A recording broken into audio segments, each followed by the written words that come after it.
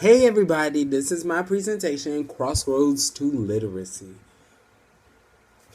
Before she died, my mother would exclaim, "I's hungry!" every time she knew she threw down in the kitchen, often pulling her famous macaroni and cheese from the oven. And before he died, my father would call me Bon instead of Von.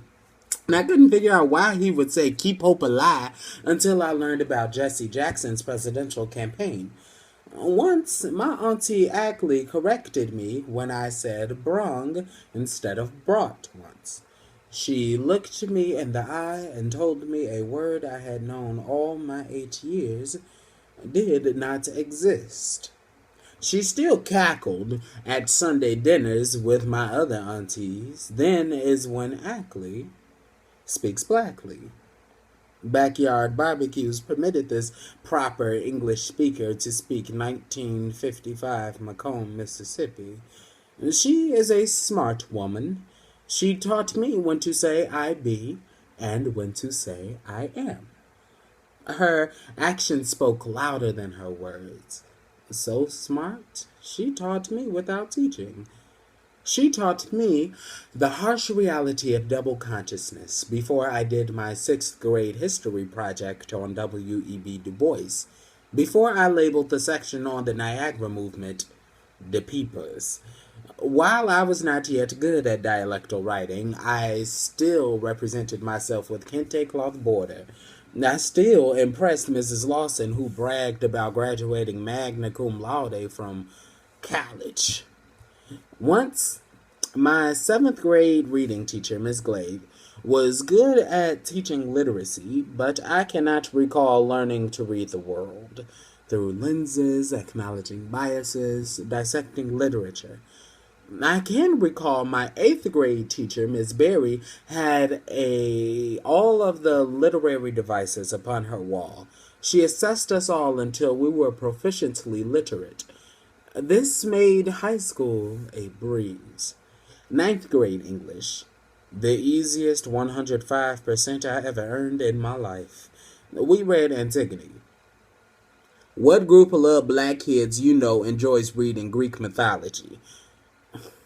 Mrs. Baker didn't see race. We spent most of the semester relearning the 8 parts of speech because Roosevelt Junior High students were better off than Brooks or Parks. Also, Mrs. Baker didn't differentiate instruction. After freshman year, I had to take AP classes. Mrs. Giles told me to get my act together because I had a C mid-quarter. After recovering from hyperventilation, I earned the A I was used to. That A symbolized Mrs. Giles fixated on symbolism and her HBC, my growth with the conventions of literature, but also how unconventionally I experienced English outside of school. My pastor used yo instead of your. My guardian used tooken instead of took. My principal went to Northwestern, but her students still did not know what Northwestern was. College was the first place where I could be critical and learn the world. The first place where I learned the power of my outsider dialect, because my sentences are history in the making.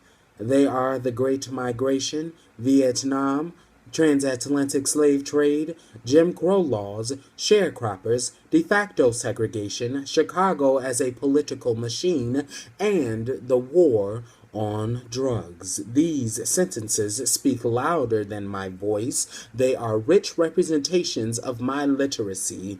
They show how I can dissect a dissertation and sing a song of Sterling Brown. These sentences show my worldview, an amalgamation of Afrocentrism and multiculturalism. They would not exist if not for my minors in African and Black diaspora and LGBTQ studies. I say, I have always benefited from an acculturative, Eurocentric education. But now I demand, with the sentences of my stubborn, wild tongue, to think for myself and all of my identity. All of them.